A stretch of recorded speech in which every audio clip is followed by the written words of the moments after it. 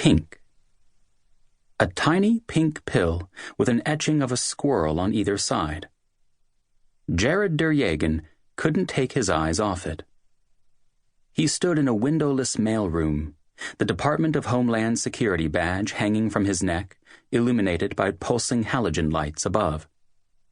Every 30 seconds, the sound of airplanes rumbled through the air outside.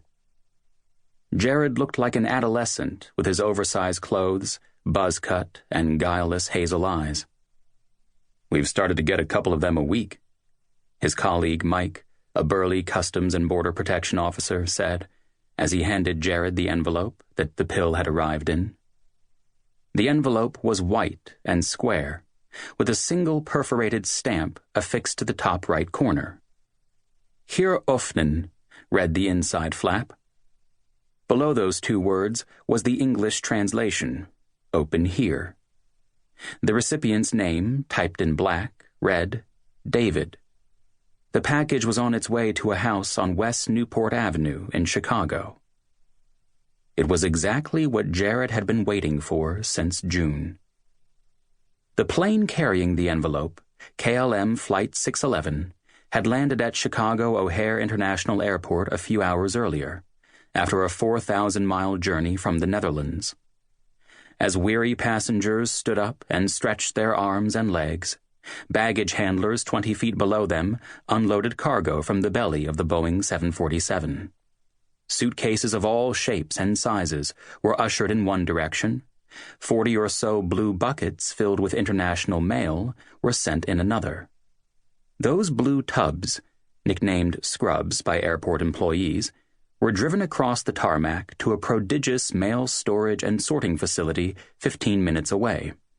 Their contents, letters to loved ones, business documents, and that white square envelope containing the peculiar pink pill, would pass through that building, past customs, and into the vast logistical arteries of the United States Postal Service.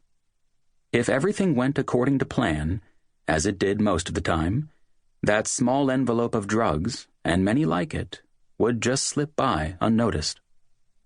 But not today. Not on October 5th, 2011. By late afternoon, Mike Weinenthaler, a Customs and Border Protection officer, had begun his daily ritual of clocking in for work, pouring an atrocious cup of coffee, and popping open the blue scrubs to look for anything out of the ordinary. A package with a small bulge, return addresses that looked fake, the sound of plastic wrap inside a paper envelope, anything fishy at all. There was nothing scientific about it. There were no high-tech scanners or swabs testing for residue. After a decade in which email had largely outmoded physical mail, the Postal Service's budgets had been decimated. Fancy technology was a rare treat, allocated to the investigation of large packages. And Chicago's mail-sniffing dogs, Shadow and Rogue, came through only a couple of times a month. Instead, whoever was hunting through the scrubs simply reached a hand inside and followed their instincts. 30 minutes into his rummaging routine, the white square envelope caught Mike's eye.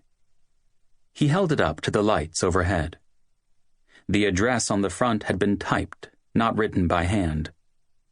That was generally a telltale sign for customs agents that something was amiss. As Mike knew, addresses are usually typed only for business mail, not personal.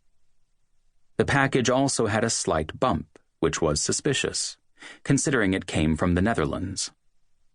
Mike grabbed an evidence folder and a 6051S seizure form that would allow him to legally open the envelope.